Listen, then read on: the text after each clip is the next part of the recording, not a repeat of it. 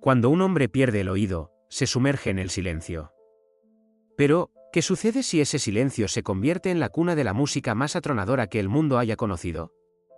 Hoy nos embarcaremos en un viaje a través de la existencia de Ludwig van Beethoven, el compositor que se atrevió a desafiar no solo la enfermedad y la soledad, sino al destino mismo. En esta narración, recorreremos su camino desde las sombrías calles de Bonn hasta los salones imperiales de Viena. Descubriremos cómo un niño atemorizado se transformó en un rebelde armado con una pluma furiosa y una música que ardía como el fuego. Contaremos cómo compuso sinfonías sin poder escucharlas, cómo mantuvo correspondencia con una enigmática amada inmortal, y cómo buscó desesperadamente la amistad para luego perderla con igual desesperación. Esta será una historia sobre el dolor, el amor, la ira y la música capaz de trascender los siglos. Te invito a proponer temas para futuras historias en los comentarios y a suscribirte al canal. Publicamos nuevas historias para acompañar tus sueños cada día. Infancia en Bonn, un comienzo forjado en la adversidad. En diciembre de 1770, en la apacible ciudad alemana de Bonn, el hogar del cantante de la corte Johann van Beethoven y su esposa, María Magdalena, recibió a un niño destinado a cambiar la música para siempre. Fue bautizado como Ludwig, en honor a su abuelo, un respetado y ya fallecido maestro de capilla cuyo nombre se pronunciaba en la familia con reverencia. Nadie podía imaginar que en aquel niño, en su mirada obstinada y sus dedos delgados, ya germinaba un genio que desafiaría no solo los cánones musicales, sino a la propia fatalidad. El hogar donde creció Ludwig rara vez conoció la paz. Su padre, obsesionado con la idea de forjar en su hijo a un nuevo Mozart, imitaba los métodos de Leopold Mozart, pero carecía por completo de su sensibilidad y paciencia. Johann, un hombre severo y cruel consumido por el alcoholismo, no veía la música como un arte, sino como una herramienta para alcanzar el éxito social y material. Comenzó a instruir a su hijo en el clavecín y el violín antes de que cumpliera los 4 años. Con frecuencia, el pequeño era despertado en mitad de la noche, sentado a la fuerza frente al instrumento y obligado a repetir ejercicios hasta el agotamiento, hasta que su padre se daba por satisfecho. Ludwig no tuvo una infancia en el sentido convencional. Creció en una atmósfera de tensión constante, ajeno a los juegos, la vida en la calle y la compañía alegre de otros niños. La música no era solo su único lenguaje de comunicación con sus padres, sino también un refugio en el que se ocultaba cada vez más de una realidad brutal. Sin embargo, fue precisamente en este entorno implacable donde se forjó su sensibilidad excepcional y una tenacidad asombrosa, cualidades que definirían el resto de su vida. En ese mundo de miedo y disciplina, aún así, hubo personas que ofrecieron su apoyo al joven. Un papel fundamental lo desempeñó Christian Gottlob Neefe, organista de la corte, compositor y un hombre de vasta cultura y gran atención. Se convirtió en el primer verdadero mentor de Beethoven, el primero en creer en su talento no por interés, sino por convicción. Neefe no solo le enseñó composición, sino que le introdujo en las obras de Bach, especialmente en El clave bien temperado. Afirmaba que su joven alumno poseía una mente musical extraordinaria y le auguraba un futuro grandioso. Gracias a Neefe, a los 11 años Beethoven ya era organista asistente en la corte del príncipe elector Maximiliano Francisco, y a los 13 publicó sus primeras composiciones, 3 sonatas para piano. Aunque estas obras aún no contenían la profundidad y la fuerza de su estilo maduro, los críticos destacaron la seguridad de su escritura, sus interesantes armonías y sus inesperadas inflexiones. Desde entonces quedó claro que no estaban ante un imitador, sino ante una voz independiente, capaz de algo mucho más grande. Desde muy joven, Beethoven se vio obligado a asumir la responsabilidad de su familia. Cuando su padre perdió definitivamente la capacidad de trabajar debido a su alcoholismo, el joven Ludwig se convirtió en el único sustento. Daba clases, tocaba en la orquesta y trabajaba como acompañante. Además, cuidaba de sus hermanos menores, se ocupaba de la casa y resolvía los problemas cotidianos. No había cumplido los 15 años y ya vivía como un adulto cuya vida estaba dictada por el deber, no por elección personal. Y a pesar del agotamiento, nunca dejó de entregarse a la música. En los escasos momentos libres que encontraba, improvisaba, no por encargo ni para el público, sino para sí mismo. Quienes lo conocieron en su juventud recordaban cómo podía pasar horas sentado al clavicordio, como si conversara con un interlocutor invisible. Uno de sus amigos, Franz B. Heller, relató cómo una vez encontró a Beethoven sumido en la música en un estado de trance casi total, ajeno a todo lo que lo rodeaba. Cuando Beethoven tenía 16 años, el príncipe elector le organizó un viaje a Austria. El objetivo no era solo presentar al joven talento en los círculos musicales más importantes, sino también, si era posible, conseguirle formación con los mejores maestros. Se cree que en Viena llegó a conocer a Mozart. Al menos, esa mención aparece en fuentes posteriores. Según la leyenda, tras escuchar a Beethoven tocar, Mozart dijo: «Vigilen a este muchacho. Algún día dará mucho que hablar al mundo». Aunque los historiadores debaten la veracidad de esta anécdota, su mera persistencia revela la impresión que el joven Beethoven causaba. Sin embargo, el viaje fue breve. Pronto recibió noticias de la grave enfermedad de su madre y regresó apresuradamente a Bonn. Ella murió poco después, sumiendo el hogar en un silencio aún más opresivo. Su padre se hundió en la bebida, sus hermanos eran aún demasiado pequeños, y toda la responsabilidad del hogar y el cuidado de la familia recayó sobre los hombros del adolescente. La música seguía siendo el único espacio donde se sentía libre. No se rindió, componía, estudiaba, tocaba, exploraba nuevos caminos. Ya en sus composiciones de entonces comenzaban a vislumbrarse los rasgos de su futuro estilo, la audacia, la energía interna, una fuerza que era imposible ignorar. Con todo, seguía siendo un adolescente solitario y exhausto, pero que avanzaba con una obstinación inquebrantable. No sabía qué pruebas le deparaba el destino, ni qué cimas conquistaría, ni el precio que pagaría por ellas. Pero ya entonces era evidente que el mundo no estaba ante un joven dotado, sino ante un hombre cuya música se convertiría un día en la voz de toda una época. Viena, el camino hacia la gloria. En el otoño de 1792, con 21 años, Ludwig van Beethoven dejó Bonn para dirigirse a Viena, la ciudad que desde hacía tiempo se había erigido como la capital musical de Europa. Allí esperaba continuar su formación y encontrar el reconocimiento que sus ambiciones merecían. Este camino se abrió en gran medida gracias al mecenazgo del príncipe elector de Colonia, Maximiliano Francisco, hermano del emperador José II. Fue él quien proporcionó a Beethoven el apoyo financiero para sus estudios en Viena, consciente de que el joven músico poseía un don excepcional. Atrás quedaba Bonn, con sus oportunidades limitadas y una atmósfera cada vez más sombría tras la muerte de su madre y la decadencia de su padre. Viena se presentaba como un universo de posibilidades, el lugar donde vivían y creaban aquellos a quienes Beethoven admiraba en las partituras, Haydn, Salieri, Albrechtsberger, y donde aún resonaba el eco de Mozart, fallecido apenas un año antes de su llegada. Al principio, Beethoven vivió con modestia, alquilando una pequeña habitación, trabajando sin descanso, componiendo y estudiando simultáneamente. Su principal objetivo era establecerse. Una de sus primeras ocupaciones fueron las clases con Joseph Haydn, el gran maestro que acababa de regresar de Londres y estaba dispuesto a transmitir su experiencia a un talento emergente. Sin embargo, la relación entre ambos fue compleja. Haydn, absorto en sus propios asuntos, no siempre supervisaba con atención los progresos de su alumno. Y Beethoven, testarudo e independiente, no tardó en buscar otras fuentes de conocimiento. Estudió contrapunto con Johann Georg Albrechtsberger, técnica vocal con Antonio Salieri y también recibió lecciones de Johann Schenk. No se sometió a una única escuela, recogía técnicas de diversas fuentes, adaptándolas a su propio estilo. Pero si en el campo de la composición su avance fue inicialmente cauto, como intérprete deslumbró desde los primeros meses. Beethoven se ganó rápidamente la reputación de ser uno de los mejores pianistas de la ciudad.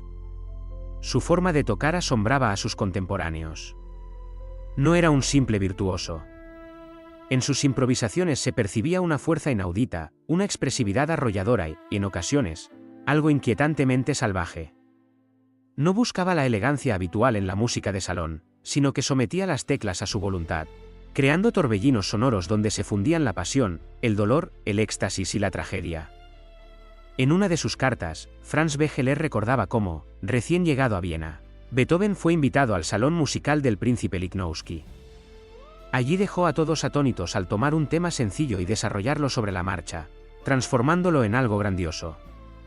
Fueron precisamente sus improvisaciones las que lo convirtieron en el favorito de la aristocracia vienesa. Le invitaban a las residencias de nobles mecenas, le pedían que tocara espontáneamente, le lanzaban temas para que creara variaciones, y él, como si jugara con fuego, los convertía en complejas construcciones musicales. Especialmente sonado fue el episodio con el pianista Daniel Steibelt. En una velada musical, este Ibelt había brillado con una fuga preparada de antemano, ejecutada con un énfasis efectista en los trucos técnicos. Beethoven, según los testigos, tomó una partitura de este Ibelt que había caído al suelo, la colocó al revés en el atril y comenzó a improvisar a partir de ella. Desarrolló el tema de una forma tan poderosa e inesperada que el público quedó maravillado. Este Ibelt abandonó la sala y, a partir de entonces, se negó a actuar en cualquier lugar donde estuviera presente Beethoven. Los mecenas comenzaron a aparecer uno tras otro. El príncipe Karl Lichnowsky fue el primero y uno de los más leales. En su casa, Beethoven no solo vivió, sino que también se relacionó con los mejores músicos de la ciudad. Más tarde se unieron otros, como el príncipe Lobkowitz, el conde Razumovsky y el barón van Suyeten. Estas personas no solo le proporcionaron ayuda financiera, sino que le otorgaron libertad. Y aunque Beethoven era un hombre de carácter independiente, a veces brusco y poco dado a los compromisos, valoraba el apoyo que le permitía no depender de los caprichos del público. En 1795 tuvo lugar la primera gran actuación pública de Beethoven como pianista y compositor. Interpretó su concierto para piano número 2, publicado posteriormente como Op. 19. Su ejecución provocó el delirio. En ese mismo periodo, publicó sus 3 tríos para piano, Op. 1, que presentó en casa de Haydn. Se dice que este último, al escuchar el tercer trío, especialmente audaz, le aconsejó no publicarlo por ser demasiado difícil de comprender para el público. Beethoven, sin embargo, insistió, y la obra se convirtió en un paso crucial hacia su futuro estilo. Las editoriales musicales comenzaron a publicar sus composiciones con entusiasmo. Hacia 1798, ya había lanzado sus primeras sonatas, oberturas y variaciones. Su nombre aparecía cada vez con más frecuencia en las reseñas musicales, y los encargos llegaban no solo de la nobleza vienesa, sino también de las cortes europeas. Daba clases, actuaba, componía. Sus días estaban llenos casi por completo. Continuaba puliendo su maestría tanto en el escenario como en su escritorio. En sus cuadernos de bocetos de esa época se encuentran breves esbozos de temas, esquemas armónicos, experimentos rítmicos. No buscaba solo la belleza de la forma, sino la verdad emocional. En una carta a un amigo escribió: "No me basta con que la música sea agradable al oído. Debe despertar, conmover, purificar". A principios del siglo XIX, Beethoven ya no era simplemente un joven talento prometedor. Se había convertido en una figura central de la vida musical de Viena. Se le respetaba, se le admiraba y se le temía. Detrás de su aparente brusquedad, su comportamiento a veces tosco e incluso su torpeza en sociedad, se ocultaba un hombre obsesionado con la idea de crear una música que dijera más que las palabras. Aún estaba lleno de energía, de ambiciones, de una furia creativa, pero en lo más profundo de su ser ya acechaba un miedo del que todavía no se atrevía a hablar. Un sentimiento que crecía desde el silencio, ese que apenas comenzaba a acercarse a él. El silencio se aproxima, el inicio de la sordera. A comienzos del siglo XIX, cuando el nombre de Beethoven ya resonaba como uno de los más importantes en la vida musical de Austria, comenzó en su vida algo que ni siquiera él se atrevió a confesarse de inmediato. Se descubría a sí mismo, con creciente frecuencia, incapaz de distinguir las frases de sus interlocutores, especialmente en ambientes ruidosos. Al principio, lo atribuyó a una dolencia pasajera, pero la sensación de un mundo amortiguado, un zumbido persistente en los oídos y la dificultad para percibir los sonidos agudos se negaban a desaparecer. Paulatinamente, comprendió la aterradora verdad: estaba perdiendo el oído. Para un músico, aquello no era simplemente alarmante, era una condena casi insoportable. Aún así, Beethoven ocultó sus síntomas durante mucho tiempo. Continuó actuando, enseñando y reuniéndose con amigos, pero cada vez evitaba más las conversaciones. Se volvió irritable, brusco, intolerante con las bromas y las preguntas. La gente comenzó a murmurar que era un hombre sombrío, huraño y arrogante, pero detrás de esa máscara no había orgullo, sino vergüenza y pavor. El pavor a que descubrieran que él, el compositor, el pianista, un hombre hecho de sonido, estaba perdiendo la capacidad de oír. No acudió a los médicos de inmediato. Cuando finalmente se decidió, consultó a varios especialistas, aferrándose a la esperanza de una cura. Le prescribieron baños fríos, ungüentos, dietas, estimulación eléctrica y retiros al campo. Nada surtió efecto. Uno de los doctores le recomendó descansar del bullicio de la ciudad y pasar el verano en Heiligenstadt, un tranquilo pueblo al norte de la capital, cuyo aire se consideraba especialmente beneficioso. Beethoven se instaló en una casa cerca del bosque y pasaba largas horas cada día paseando en soledad, llevando consigo un cuaderno donde anotaba frases musicales y fragmentos de pensamientos. Pero, a pesar de la belleza de la naturaleza y sus intentos por recuperar el equilibrio anímico, la desesperación crecía. Lejos de la ciudad, sin distracciones, ya no podía ignorar la verdad. Su audición empeoraba. Los susurros se habían desvanecido por completo. Las conversaciones en grupo se convertían en un suplicio de tensión y esfuerzo. Tocar el piano requería una concentración cada vez mayor. Empezaba a percibir el mundo, antes rebosante de sonidos, como un espacio de silencio e incomprensión. No era un simple problema médico, era una existencia en la frontera entre la vida y el aislamiento absoluto. En octubre de ese año, escribió un texto que pasaría a la historia como el Testamento de Heiligenstadt. Se trataba de una carta dirigida a sus hermanos, Karl y Johann, en la que, por primera vez, confesaba abiertamente su desgracia. Este documento no era un testamento legal.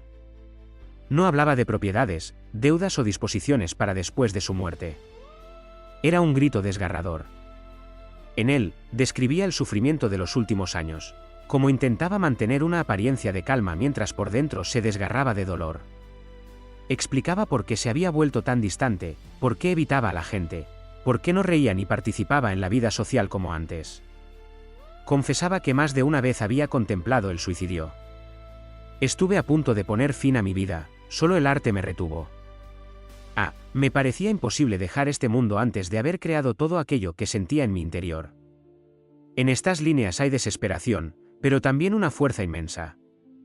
No pedía compasión, simplemente explicaba por qué seguía viviendo, por qué no se había quebrado aunque el mundo a su alrededor comenzaba a desvanecerse en el silencio. Nunca llegó a enviar aquella carta. Fue encontrada 25 años más tarde, después de su muerte, doblada y oculta entre sus papeles. Pero este texto nos permite comprender la fractura espiritual que experimentó en Heiligenstadt. No fue solo la aceptación de una enfermedad. Fue una batalla espiritual librada al borde de la oscuridad y la luz. Tras su regreso a Viena, ya no era el mismo. No habló abiertamente de su condición, pero dejó de fingir que todo estaba en orden. Comenzó a distanciarse de la sociedad, dejó de actuar en público con la frecuencia de antes. Empezó a vivir una vida interior, en un silencio que llenaba con su imaginación. Aprendió a oír la música no con los oídos, sino con la mente. Apoyaba la cabeza contra la caja del piano para sentir las vibraciones. Escribía cada vez menos confiando en su oído y más en su percepción interna de la forma, el equilibrio y el movimiento del sonido. La sordera ya empezaba a infiltrarse en su proceso de trabajo. Empezó a usar los llamados cuadernos de conversación. Al principio no los necesitaba constantemente, pero fueron los primeros presagios del silencio total que llegaría más tarde. En ellos anotaba ideas musicales, frases, pensamientos. Y en esas breves líneas se percibe la concentración de un hombre cuya vida se había trasladado por completo al espacio del papel, el ritmo y el mutismo. Sus contemporáneos lo tildaban cada vez más de rudo, irascible y misántropo. Algunos se apartaron de él, sin comprender que se aislaba no por voluntad, sino por necesidad. Pero hubo quienes continuaron apoyándolo, como el príncipe Lichnowsky o su amigo Stefan von Breuning. Se aferraba a la vida como podía, apoyándose no en la lástima, sino en su resolución interna de vivir y componer a pesar de todo. Aún no había escrito su tercera sinfonía. Aún no había creado la Appassionata ni se había acercado a la novena. Pero después de Heiligenstadt, algo en él cambió para siempre. Aceptó el silencio como parte de sí mismo, no como una derrota, sino como una condición, un destino al que no se sometería, sino al que respondería. La música ya no era para él un simple oficio, un medio de expresión o una carrera. Se convirtió en su voz, la única forma de hablar con el mundo, incluso cuando la suya propia dejaba de sonar. Salió de aquella prueba no curado, sino transformado. Y sería precisamente este otro Beethoven el que comenzaría a crear una música que ningún compositor antes que él había conocido. Una música nacida en el silencio, pero dirigida a todos los que son capaces de escuchar con el corazón. La lucha a través de la música, el estilo heroico. Cuando Beethoven regresó a Viena tras los meses de reclusión en Heiligenstadt, su lucha interna contra la sordera se había transformado en una determinación férrea. Compondría música no para satisfacer a mecenas, ni por el éxito o la fama, sino para expresar aquello que las palabras no podían alcanzar. La música debía convertirse en la voz de un hombre que oía con el alma y se negaba a doblegarse ante el destino. Así comenzó una nueva etapa, que los musicólogos más tarde denominarían su periodo heroico. A principios de 1803, Beethoven se embarcó en la creación de una sinfonía concebida como un himno a la dignidad humana. Meditó largamente a quién dedicar semejante obra, y su elección recayó en Napoleón Bonaparte. En aquel entonces, Napoleón aún no se había proclamado emperador y era visto en los círculos intelectuales europeos como la encarnación de los ideales de la Revolución Francesa, el ciudadano libre, el vencedor de la tiranía, el reformador. La sinfonía fue creada bajo la impresión de estas imágenes y, en un principio, llevó el nombre de Bonaparte. Sin embargo, en mayo de 1804, la noticia de que Napoleón había aceptado el título de emperador llegó a Viena. Beethoven recibió esta información como una traición a los ideales que había infundido en su música. Según el testimonio de su alumno Ferdinand Ries, Beethoven, enfurecido, arrancó la portada de la partitura y la hizo pedazos. Más tarde, al publicarse, la sinfonía recibió un nuevo título, Sinfonía Heroica, compuesta para celebrar la memoria de un gran hombre. De este modo, la obra se transformó, pasando de ser un homenaje a una figura concreta a convertirse en un monumento a un ideal. La Sinfonía número 3 fue una obra que cambió para siempre el concepto de la forma sinfónica. Era casi el doble de larga que las sinfonías convencionales de la época, con una dramaturgia más densa y una audacia armónica sin precedentes. El primer movimiento comenzaba con dos potentes acordes orquestales que situaban al oyente de inmediato en el centro del conflicto. El segundo movimiento era una marcha fúnebre de una profundidad trágica sobrecogedora. El tercero desataba una energía vital arrolladora, y el final consistía en unas grandiosas variaciones que culminaban en una victoria luminosa. El estreno tuvo lugar en abril de 1805 y dejó al público desconcertado. A muchos les pareció demasiado larga, demasiado compleja, demasiado intensa. Pero quienes supieron escuchar más allá, comprendieron que aquella música no era un mero entretenimiento. Exigía del oyente una participación activa, una reflexión, una voluntad. En ella resonaba la voz de un artista que luchaba no solo contra su sordera, sino contra el caos del mundo. Tras la heroica, Beethoven continuó desarrollando esta línea musical. Comenzó a trabajar en su Sinfonía número 5 en do menor, que no completaría hasta 1808. Su célebre motivo inicial se ha convertido desde entonces en uno de los temas más reconocibles de la historia de la música clásica. Para el propio Beethoven, este motivo simbolizaba el destino llamando a la puerta. La sinfonía despliega una trama musical en la que el tema central es la lucha entre la desesperación y la esperanza, la oscuridad y la luz. El primer movimiento arranca con una fórmula rítmica implacable, como un desafío repentino. El segundo ofrece un breve respiro, el tercero vuelve a intensificar la inquietud, y el final se abre a un espacio de luz y triunfo. Pero incluso en este final, la victoria no se alcanza con facilidad, es una victoria forjada en el sufrimiento.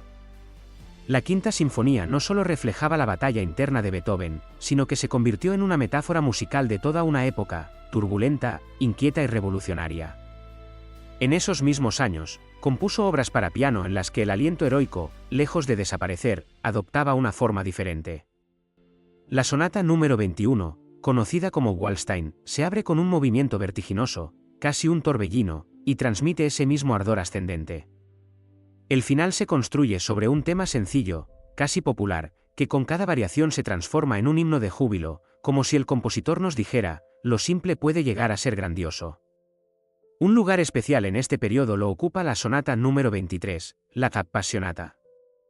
Aunque el título fue añadido por el editor tras la muerte del compositor, captura su esencia a la perfección.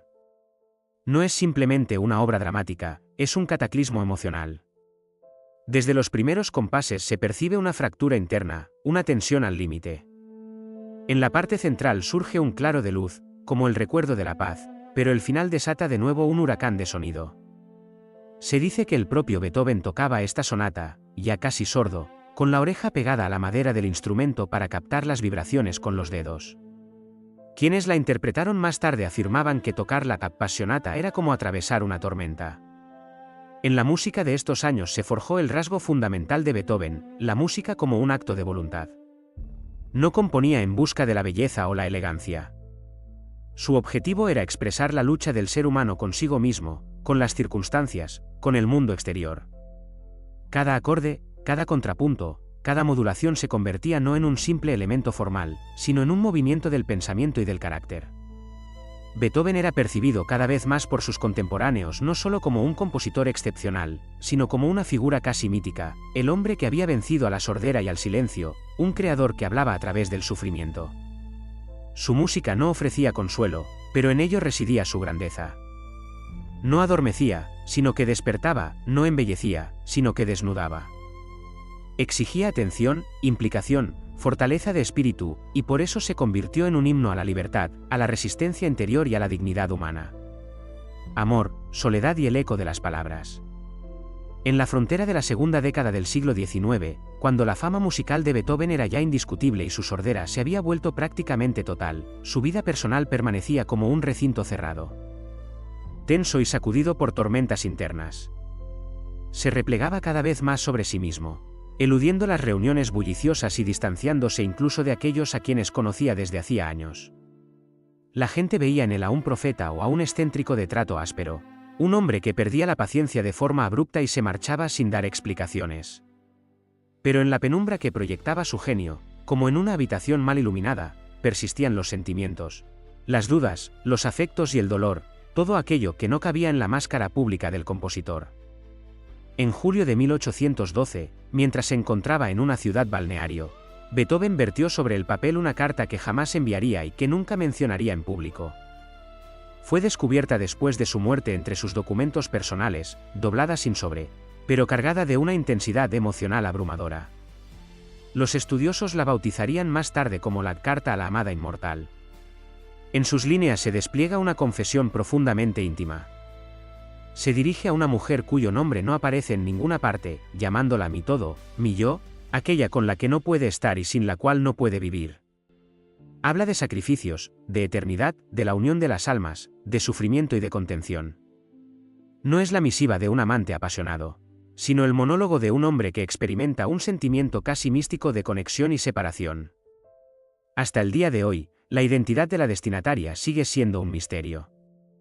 Existen múltiples teorías y candidatas propuestas, cada una de ellas con algún tipo de vínculo con el compositor en distintos momentos de su vida, cada una asociada a una emoción particular en sus cartas o diarios. Sin embargo, ninguna versión cuenta con una prueba documental irrefutable. Quizás él mismo no deseaba que nadie supiera a quién iban dirigidas aquellas palabras. Ella permaneció en el silencio, como tantas otras confesiones de Beethoven que no estaban destinadas a ojos ajenos. El tema de la soledad es inseparable de este periodo. Hacia 1818, su oído se había deteriorado hasta tal punto que la comunicación ordinaria se volvió imposible. Fue entonces cuando comenzó a utilizar los cuadernos de conversación, libretas en las que sus interlocutores escribían sus preguntas, comentarios o peticiones. Él a menudo respondía de viva voz, y con el tiempo, también empezó a tomar sus propias notas. Los cuadernos se convirtieron en sus intermediarios con el mundo. Reemplazaban la conversación, pero preservaban el pensamiento. Hoy, estos cuadernos son una fuente fundamental para comprender su vida, sus opiniones, sus hábitos y su carácter. En ellos discurre sobre comida, salud, música, política y poesía, recuerda a amigos, comenta los cambios del tiempo, todo lo que le preocupaba en su día a día. Estos apuntes son valiosos no solo como fragmentos de su vida cotidiana. Muestran cómo se resistía al silencio, cómo continuaba pensando, discutiendo, observando. En ellos emerge el tejido vivo de su personalidad, caprichosa, vulnerable, obstinada, irascible, pero profundamente receptiva. A veces, sus frases parecen bruscas, otras, ingenuas. Escribe, escribe más grande. Has vuelto a decir una inconveniencia. Sé que no me lo estás contando todo. No interpretaba el papel de un filósofo, simplemente vivía, en un silencio absoluto, pero inmerso en un incesante diálogo interior. Otro episodio crucial, y profundamente doloroso, de estos años fue la tutela de su sobrino. Tras la muerte de su hermano, Beethoven se enzarzó en una larga y amarga batalla legal por la custodia de su hijo, Care.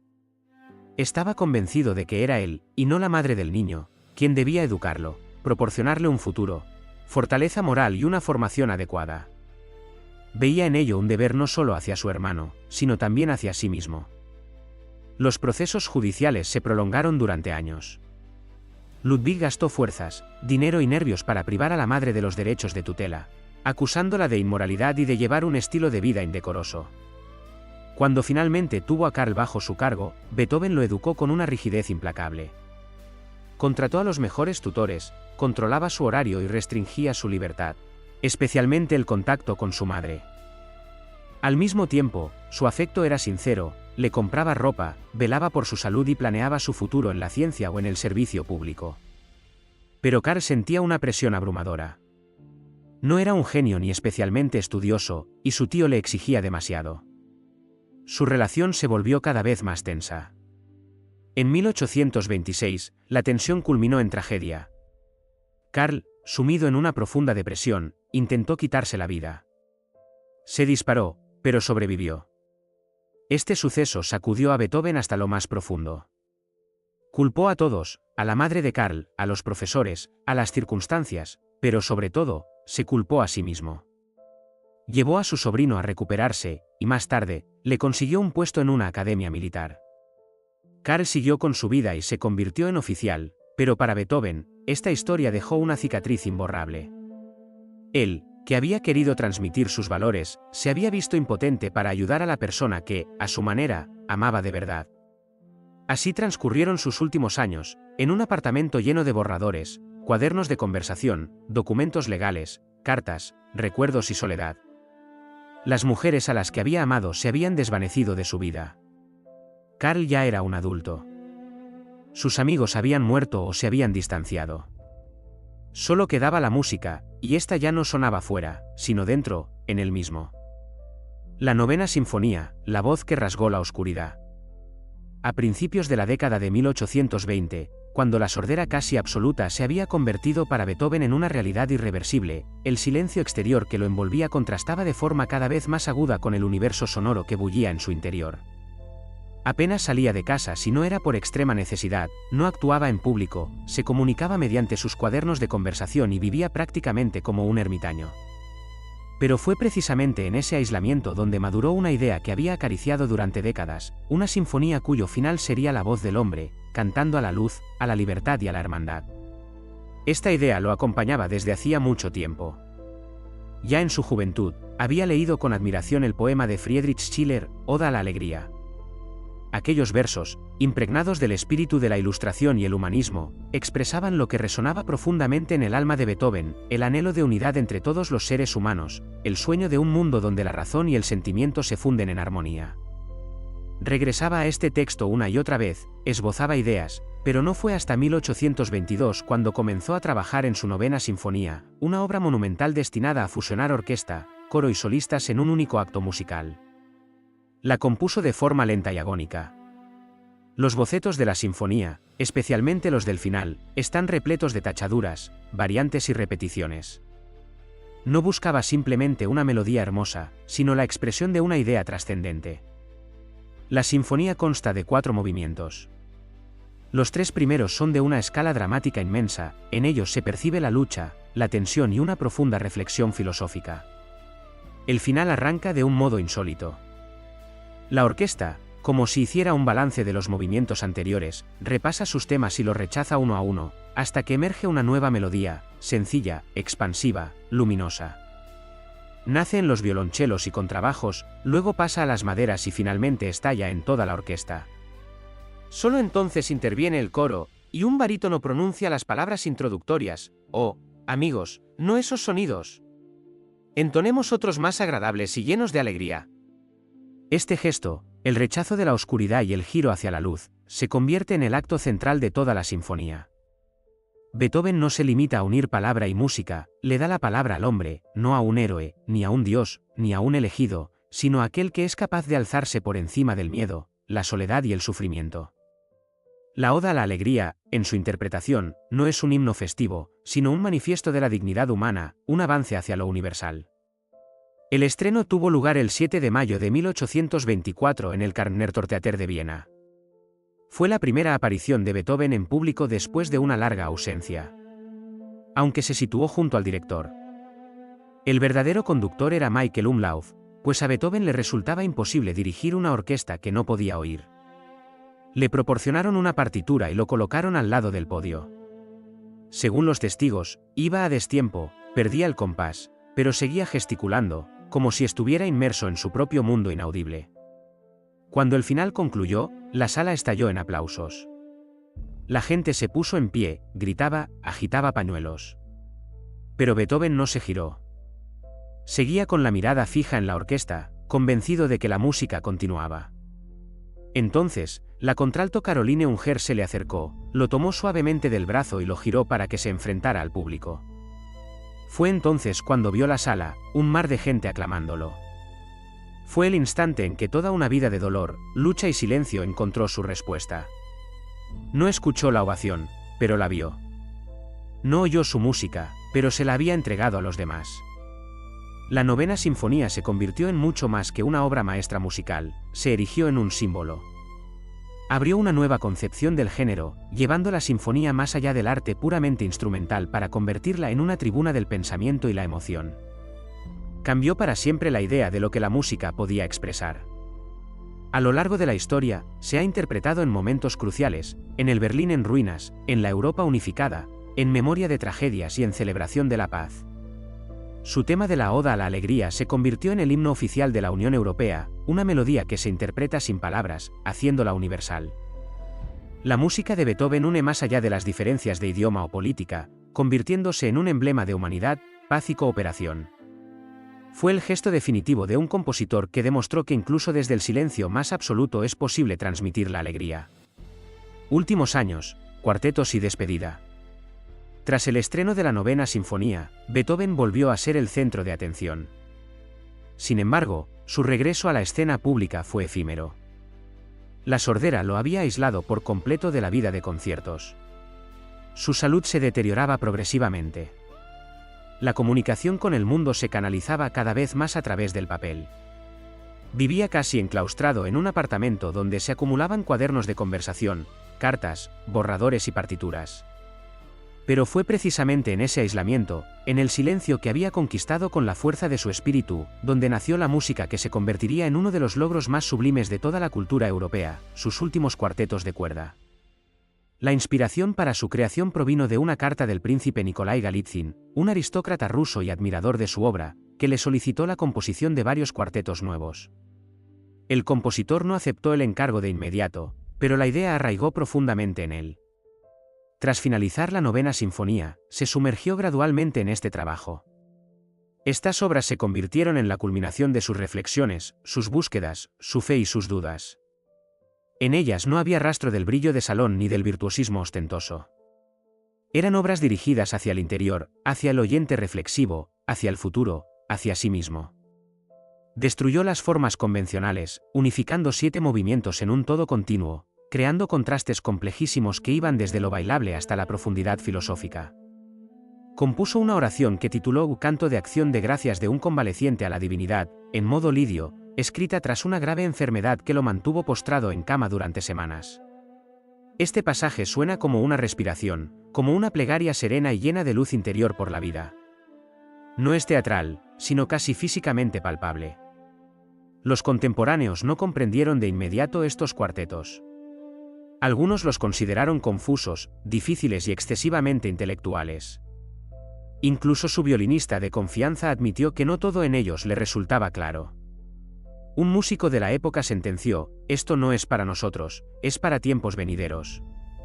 Y tenía razón.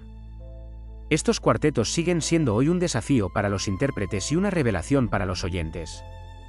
Beethoven no los escribió en busca del éxito, sino porque no podía no escribirlos. En ellos hablaba de aquello que era imposible transmitir de otro modo. Paralelamente a esta inmersión musical, el cuerpo de Beethoven se rendía a un ritmo acelerado. Desarrolló una cirrosis hepática, complicada con hidropesía, una acumulación de líquido en la cavidad abdominal. En el otoño de 1826, su estado empeoró drásticamente. Soportó 4 punciones, procedimientos dolorosos en los que los médicos extraían litros de líquido de su cuerpo. Sufría dolores constantes, le era imposible comer y moverse con normalidad, pero seguía trabajando. Incluso en esos meses, completó el cuarteto Op. 135, el más breve de sus últimos cuartetos, una obra llena de luz.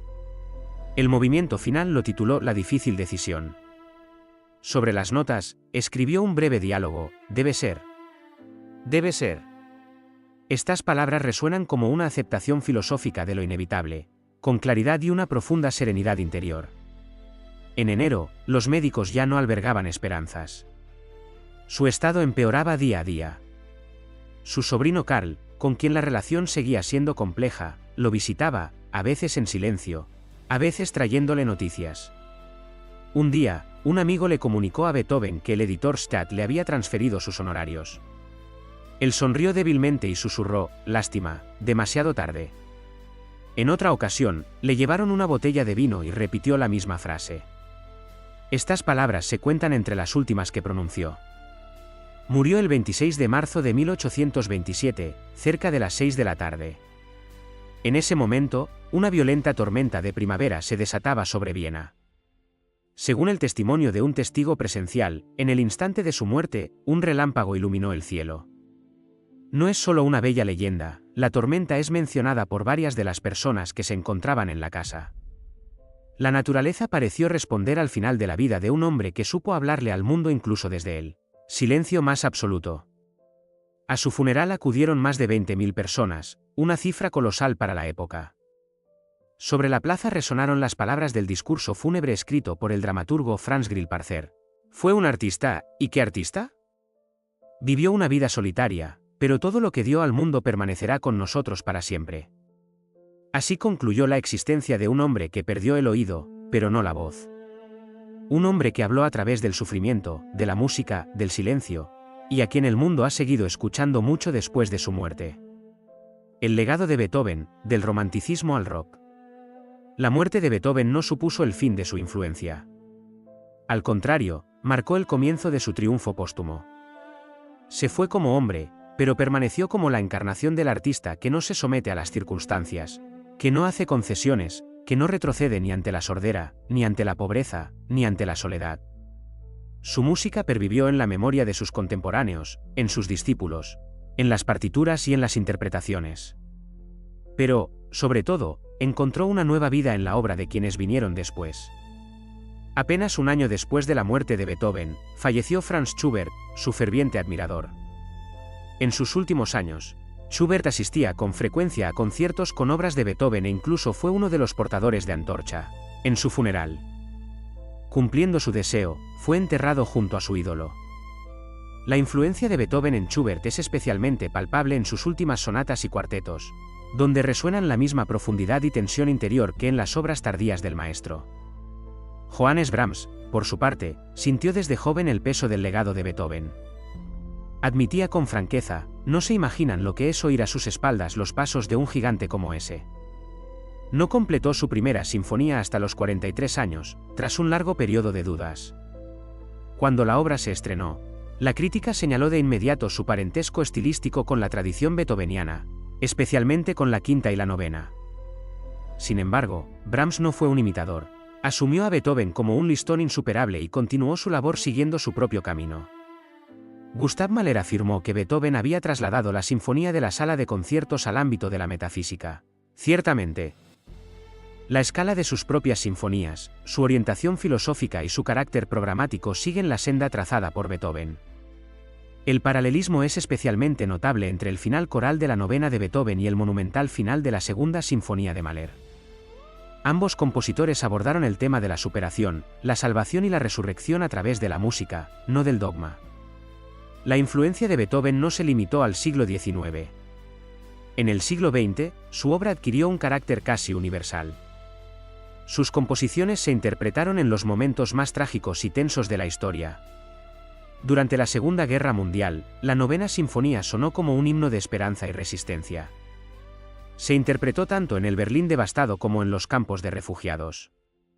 La Oda a la Alegría se convirtió en el himno oficial del Consejo de Europa y, más tarde, de la Unión Europea, interpretada sin letra para subrayar su universalidad. La música de Beethoven se convirtió en un símbolo de humanidad, paz y cooperación. En la cultura del siglo XX, Beethoven ocupó también un lugar especial en el cine. En La Naranja Mecánica, la novena sinfonía se convierte en el leitmotiv del protagonista, creando un inquietante contraste entre la refinada música clásica y la brutalidad de las escenas. En la película biográfica Amada Inmortal, su música no es solo un fondo, sino una clave para entender su mundo interior. Incluso en la cultura popular, la figura de Beethoven nunca ha desaparecido. Su retrato se convirtió en un símbolo del genio, y su quinta sinfonía, en un arquetipo musical. La legendaria introducción, 3 notas cortas y una larga, ha trascendido a la cultura de masas, utilizándose en propaganda bélica, en música pop y en arreglos de rock. Su obra fue citada por grupos como The Beatles y Deep Purple, así como por bandas de metal contemporáneas. Su música ha cruzado las fronteras de los géneros, dejando de ser exclusivamente académica para convertirse en una expresión de la energía humana, la lucha y el anhelo de libertad. Hoy, Beethoven sigue siendo uno de los compositores más interpretados del mundo. Sus obras resuenan en salas de conciertos, escuelas, películas e incluso videojuegos. Su nombre lo llevan calles, festivales y orquestas.